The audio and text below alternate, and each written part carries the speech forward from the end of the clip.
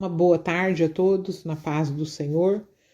E eu vou dar continuidade na leitura do Evangelho de João, finalizando hoje os últimos 9 versículos do capítulo 16. Nós temos um novo subtítulo, que em português é Vencendo o Mundo, em inglês Victory over the World. Primeiro em inglês, depois em português. Gospel of John, chapter 16, verses 25 to 33. I have told you these things using stories that hide the meaning, but the time will come when I will not use stories like that to tell you things. I will speak to you in plain words about the Father. In that day you will ask the Father for things in my name. I mean, I will not need to ask the Father for you. The Father himself loves you. He loves you because you loved me and believed that I came from God. I came from the Father into the world. Now I am leaving the world and going back to the Father. Then the followers of Jesus said, "You are speaking clearly to us now and are not using stories that are hard to understand. We can see now that you know all things. You can answer a person's question even before it is asked. This makes us believe you came from God." Jesus answered, "So now you believe? Listen to me. A time is coming when you will be scattered, each to his own home. That time is now here. You will leave me alone, but I am never really alone because the Father is with me. I told you these things so that you can have peace in me. In this world you will have trouble, but be brave. I have defeated the world." Agora em português. E Jesus terminou dizendo: "Eu digo essas coisas a vocês por meio de comparações. Mas chegará o tempo em que não falarei mais por meio de comparações, pois falarei claramente a vocês a respeito do Pai. Naquele dia vocês pedirão coisas em meu nome, e eu digo que não precisarei pedir ao Pai em favor de vocês, pois o próprio Pai os ama. Ele os ama porque vocês de fato me amam e creem que eu vim de Deus. Eu vim do Pai e entrei no mundo, e agora deixo o mundo e vou para o Pai." Então os seus discípulos disseram: "Agora sim o Senhor está falando claramente e não por meio de comparações. Sabemos agora que o Senhor conhece tudo e não precisa de ninguém que lhe faça perguntas. Por isso nós cremos que o Senhor veio de Deus." E Jesus respondeu: "Então agora vocês creem? Pois chegou a hora de vocês todos serem espalhados, cada um para sua casa, e assim vão me deixar sozinho. Mas eu não estou só, pois o Pai está comigo. Eu digo isso para que por estarem unidos comigo, vocês tenham paz. No mundo vocês vão sofrer, mas tenham coragem, eu venci o mundo." Amém, né? Aqui nós temos, nestes 9 versículos, nós temos alguns cenários, né? Aonde Jesus está, agora desses capítulos para frente, nós vamos perceber que é realmente só vai chegando mais perto, né? Daquela hora onde ele teria que enfrentar a cruz, né? Jesus teria que enfrentar a oposição, o ódio, o desprezo, a solidão. Inclusive hoje aqui ele retratou o fato de que os próprios discípulos iriam ficar cheios de medo, né? Medrosos, cada um iria voltar para a sua casa e quem sabe até para a sua própria profissão de pescadores, né? Que eles eram, a maioria deles. E então nós percebemos o Senhor preparando e explicando que no início ele usou aquela forma de tentar explicar através de parábolas, histórias, para que fossem feitas comparações, né? Eu gosto dessa tradução minha em português aqui. Ele falou aqui, ó, eu digo essas coisas a vocês por meio de comparações. Então era necessário realmente, para uma mente que ainda não recebeu aquela revelação maior que vem do Espírito Santo de Deus, é realmente necessário que hajam histórias para que a pessoa possa comparar uma coisa com a outra e falar, então é isso que ele está querendo me dizer, né? Então aqui ele explicou que chegaria o tempo que ele não faria mais isso, que ele falaria claramente, né? E esse tempo já estava aqui bem próximo, né? Então, aqui no 26 ele fala, naquele dia vocês pedirão coisas em meu nome, e eu vos digo que não precisarei pedir ao Pai em favor de vocês, pois o próprio Pai os ama. Os ama porque vocês de fato me amam e creem que eu vim dele. Então aqui ele explica, né? Ele explica que enquanto ele estivesse num corpo físico, ali, né, que ainda não tivesse ressuscitado, né? E sido glorificado para que ele pudesse voltar para o Pai, e aí então vira dispensação do doce Espírito Santo de Deus. Então, enquanto ele estava num corpo físico, ele intercedia a Deus em favor dos discípulos, né?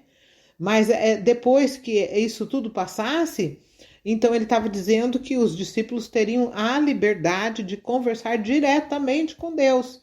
Por quê? Uma vez o sacrifício deles sendo consumado e Deus tendo aceito aquele sacrifício de seu próprio filho, né, que nunca pecou, nunca houve pecado em Cristo, e é por isso que o sangue dele foi aceito para perdão dos meus pecados e dos teus, né? Que coisa gloriosa, né? Como nos dias de hoje precisaríamos, ou nós precisamos retornar às mensagens, né?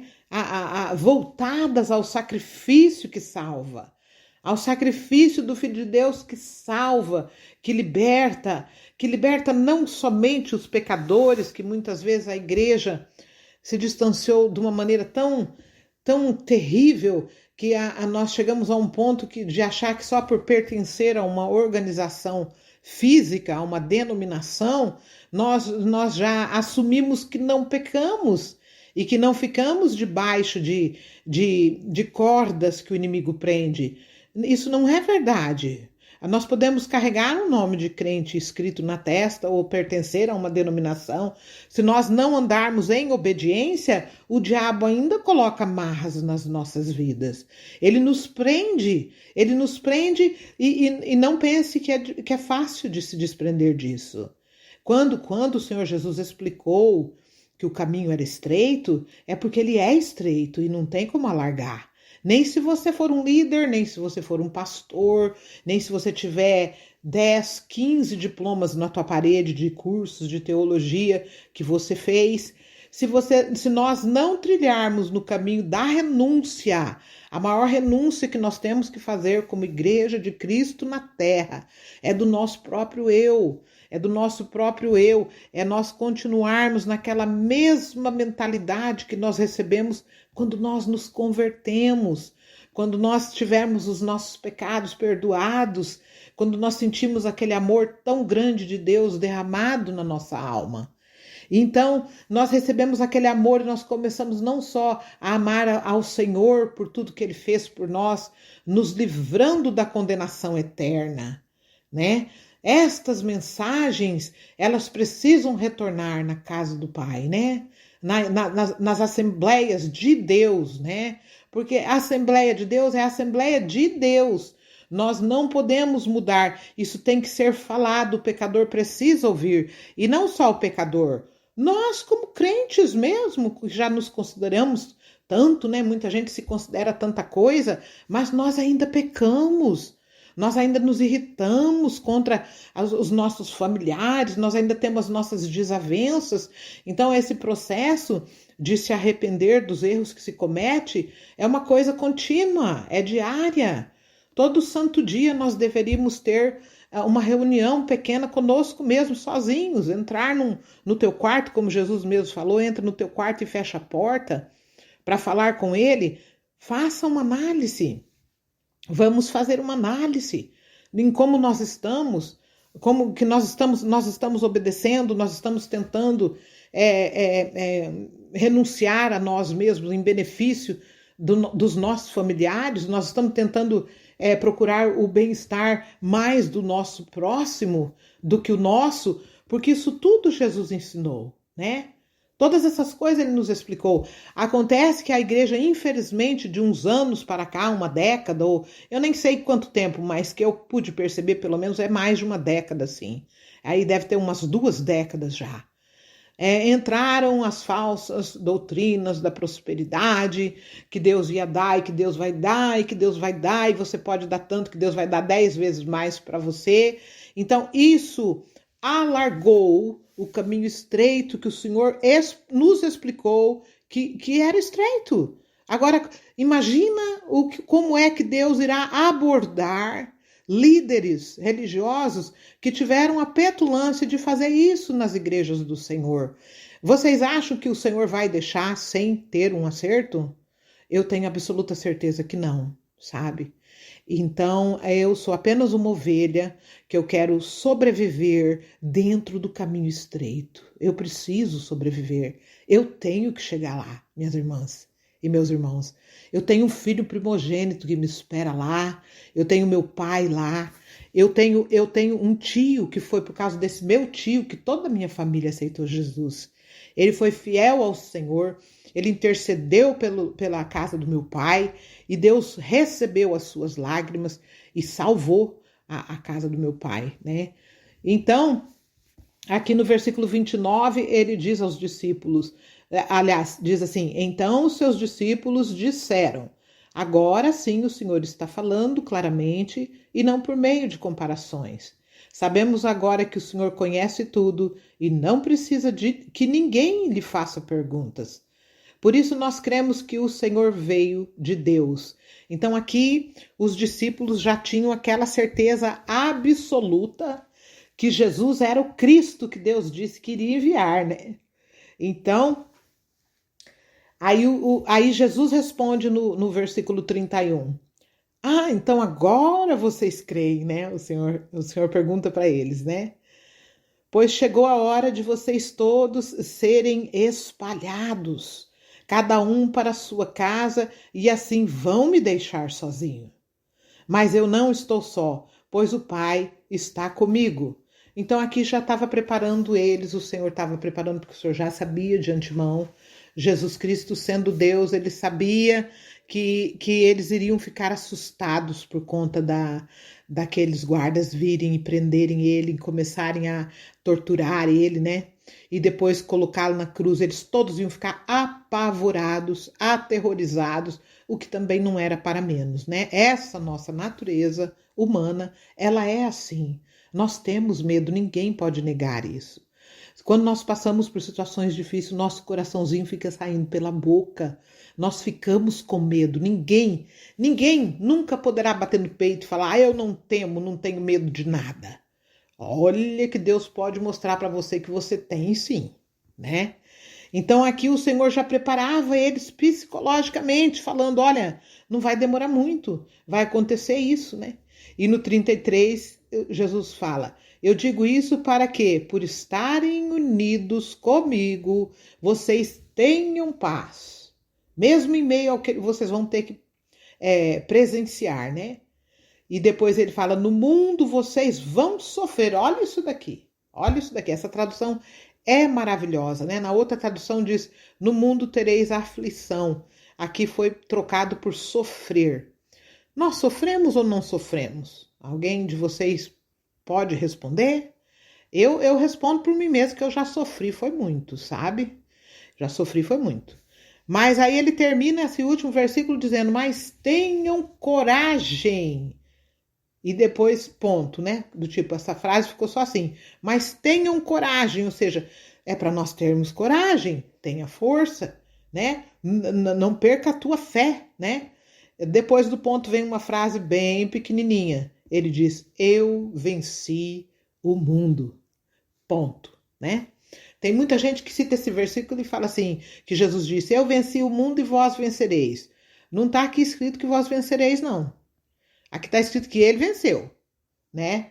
Vai estar em cada um de nós, né? Ele diz que ele venceu. Então, quer para nós fazermos o quê, talvez, aqui? seguirmos o seu exemplo, né? E o que os discípulos ali naquela hora, por ser uma coisa assim nova e por ser uma coisa assim que realmente traz temor, né? Porque eles também ficaram com medo de ser apanhados pela lei e também serem crucificados. Claro que eles ficaram, não é verdade? Eles ficaram. Então, mas na verdade, Jesus, quando ele passou por tudo isso aqui, foi essa a lição que ele deixou. É que ninguém quer entender isso mais. Ninguém, depois que entrou a doutrina da prosperidade, tá na bênção, né? Ninguém mais acha que vai andar com Cristo para ter que ir para uma cruz. Ninguém quer saber disso. Por que eu vou querer ir para a cruz se eu posso ter prosperidade? Se eu posso dar R$ 1.000 para ganhar 10 de Deus, né? Fazer barganha. Então, nós estamos adentrando a um tempo aonde a verdadeira igreja de Cristo vai se conscientizar que o caminho para nós que dizemos, que nós que batemos no peito e dizemos que somos servos de Jesus Cristo, o caminho para nós não é outro que não seja a cruz. É isso mesmo.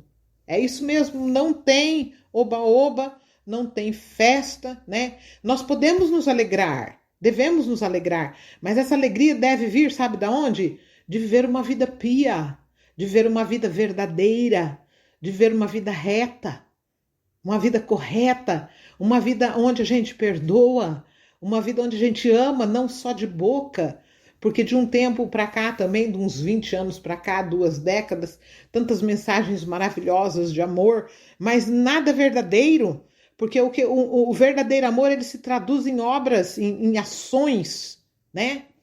Uma pessoa que diz amar, amar, amar, mas não leva nem sequer uma contradição, não leva nem sequer, não aguenta um pequeno desaforo de um familiar, isso não é um testemunho de alguém que está andando com Jesus Cristo, não é, né? Então, aqui o Senhor já avisava para eles que tudo isso ia acontecer, e que estava próximo, né?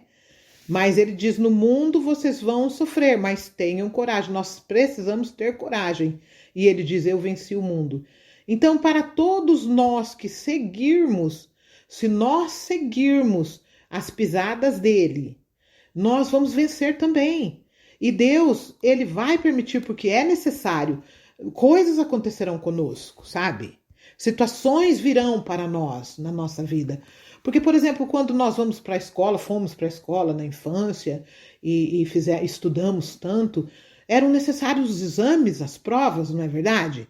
Você não ia conseguir o seu diploma e passar daquela fase dos teus estudos se você não provasse que você realmente aprendeu. Com Deus não é diferente. Nós entramos pelo caminho estreito, então ali mais na frente você vai ter a tua primeira prova. Nós não falamos sobre as provas. Oh, eu estou passando por uma prova tão grande, meu irmão, uma luta, né? Sim, nós somos provados. Nós somos provados e a palavra de Deus nos diz que nós temos que ser provados, sabe como? Como o ouro no fogo. Como o ouro no fogo. Ou será que nós achamos que nós vamos entrar lá no céu na base do samba, na base da mentira, na base do ódio, na base da bebedeira, né? Porque também, ultimamente, por esses 10 últimos anos, 2 décadas, as pessoas também convencionaram pecados, né? Os pecados foram convencionados. Quer dizer, o pecado é o adultério, é o pecado, né, de prostituição, é o pecado da bebedeira, de sair num bar e encher a cara. Mas eu te digo que comer demais também é pecado. A palavra do Senhor aborda isso. A glutonaria é pecado. Então, as pessoas acham que só esses pecados aqui, porque eu não faço, então eu vou acusar eles. Mas esses aqui que eu dou uma escapada aqui, eu vou deixar eles quietos, não vou nem falar sobre eles. Olha, glutonaria traz doença, viu? Entope veia de coração, traz doença. Traz diabetes, a pessoa que come muito doce fica com diabetes, depois vai ficar pedindo, implorando para Deus curar, sendo que foi ela mesma que errou, comendo muito açúcar, não foi? Nós chegamos em um ponto onde nós temos que esclarecer. É tempo de nós esclarecermos dentro da casa do Senhor, orientarmos, né? Porque muitas vezes as ovelhas, não recebendo orientação, elas ficam dispersas, né? Dispersas. Então, assim que o Senhor continue nos ajudando, né? Que nós venhamos a desejar permanecer nesse caminho estreito, minhas irmãs e meus irmãos, sabe por quê? Porque é o único caminho que vai nos levar para o Senhor, sabe? Se nós adentrarmos a um caminho que não é o estreito, nós não vamos chegar lá. E o que acontece com as nossas vidas é o seguinte: eu vou completar 62 anos esse ano, certo? Passou muito rápido. Isso é um preview, que fala em inglês. É uma previsão que nós vamos ter, porque a eternidade é muito tempo, minhas irmãs e meus irmãos. É para sempre. É para sempre. Será que não vale a pena? Às vezes eu fico pensando assim, mensagens deveriam ser faladas desse jeito. Será que não vale a pena nós renunciarmos? Renunciarmos à nossa mentira, renunciarmos ao nosso odinho, porque a pessoa falou isso para mim, eu já quero agora pegar no pescoço dela. Renunciarmos à nossa indiferença, muitas vezes diante de familiares nossos que sofrem.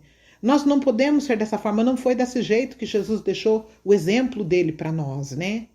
Então, ele diz que ele venceu o mundo por quê? Porque ele conseguiu trilhar naquele caminho que ele tinha que deixar as pegadas como exemplo para nós, como exemplo de levar uma bofetada de um lado do rosto, oferecer o outro lado do rosto. Será que nós conseguiríamos fazer isso hoje? Alguém chegar em você e lhe dar uma bofetada de um lado do rosto, você viraria o outro lado do seu rosto? Olha, me custa acreditar nisso, sabe? Me custa muito acreditar nisso. Então aqui, para quem andar como ele andou, ele diz: no mundo vocês vão sofrer, mas tenham coragem, eu venci o mundo. Então nós também precisamos vencer, né? Então eu vou ficando por aqui com essa leitura e na próxima leitura eu estarei entrando no capítulo de número 17. Uma boa noite a todos e obrigada pela atenção.